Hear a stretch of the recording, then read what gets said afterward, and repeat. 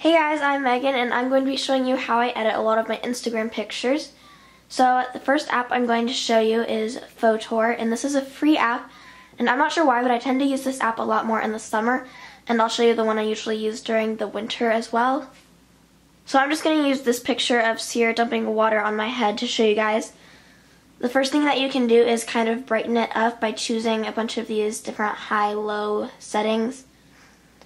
And then you can also go to scenes, and this part you have to buy, which is 99 cents, but I upgraded because I had this app on my old phone and I really liked it, so I bought it again.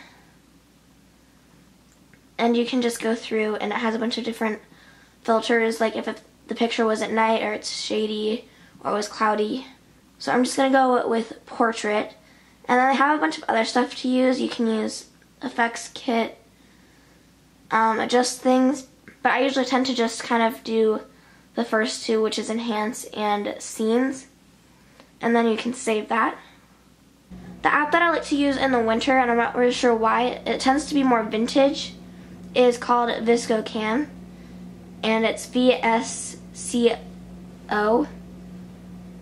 All it really has is a bunch of different filters. The one that I use is T1, and you can adjust the amount of it that you want. So you can have a lot or not very much, and this just makes your pictures look more vintage, I guess. And T1 is really the only effect I usually use. If I were to use another one, it'd probably be F2, but the only one I think I've actually used is T1.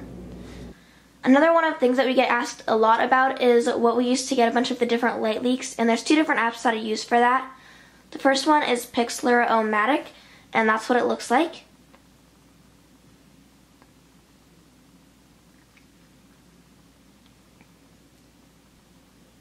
So I just took the same picture again, and what you're going to want to do is press the light bulb, and it'll take you to all the different light effects that they have. And I just usually stick to the ones that are more natural, like the red ones.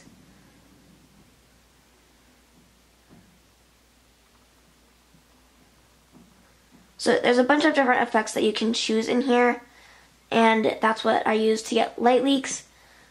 The other app that we also use is called iLeaker, and you can just choose a bunch of different effects, but on this one you can also choose how much of the effect you want by swiping over to the side. So you can either have a lot or not very much, and again it just has a bunch of different light effects where you can adjust. So those are the two apps that we use for that.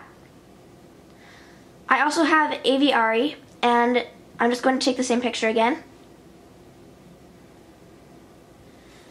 And what I use this one for mostly, this is kind of a bad example, but I would zoom in, and that's my face. And you can whiten your teeth, which is what I would mostly use. I don't use this in all my pictures, but it kind of helps, like, because of my braces, it helps make them a little less noticeable, and I don't use it all the time, but I do sometimes use it for that. And it also has a blemish thing, but I don't usually use that. One of the last apps I'm going to show you is called Photo Studio, and that's what it looks like. So all you have to do is, first you need to get a picture. We'll just take a picture of the camera, I guess. I haven't used this a whole lot, but what you can do with it, which is the reason I got it, was I'm going to make it black and white first. And then what you can also do is you can add like a 3D effect. So you're going to go scroll down and then go to SFX. And the first one is where you can choose that. And you can also choose how much of the effect that you want. And that's how you get like the 3D-ish effect. And then finally, the last app that I use is InstaSize, and this is what I use to square out all of my pictures. And what I like to do is just shrink it a little bit so there's white on all the sides. You can also move it around, but I just like to keep it center. And then what you can also do on this, you can make the borders different colors. But I personally hate when people make it different colors. I just think it should be white. And then you can also add different borders that are like actually different prints. And you can also do different filters on here that they have. I usually don't use their filters, but when I do, I like to do the Newport one. This doesn't really work that well with this picture, but it's the filter that I would actually use on this. And then you can share it straight to Instagram if you want. So that's how I edit all of my Instagram pictures. This is kind of what a lot of them look like. And you should follow me because I just hit 10,000 followers. And my link will be down below, Megan_Marie32.